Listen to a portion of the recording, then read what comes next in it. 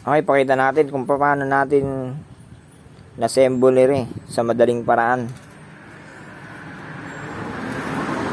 So ito, nung ilagay ko to, kinuha ko na yung saktong sukat ng pagitan niyan.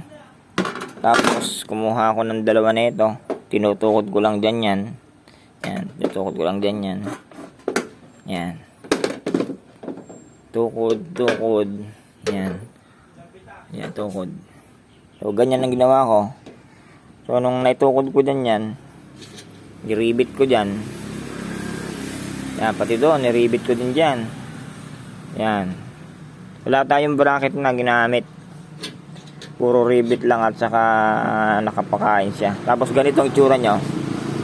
So, ito, tatanggalin ko din yung ulo niyan. Nilagyan ko lang ng dikit sa loob. Magiging yan.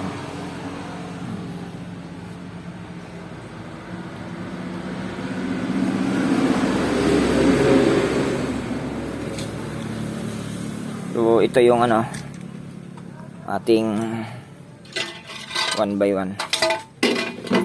Nilagay dyan yan.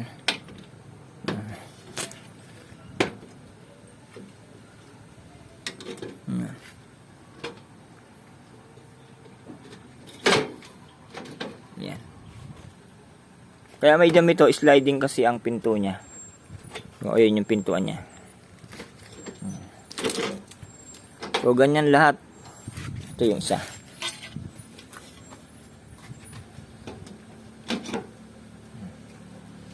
Tapos, dito.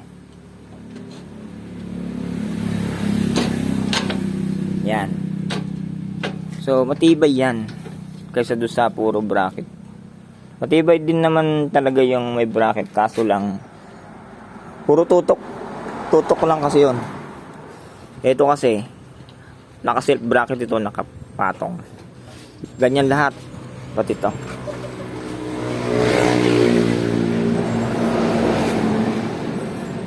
So, yan ang sure na matibay. Lahat yan.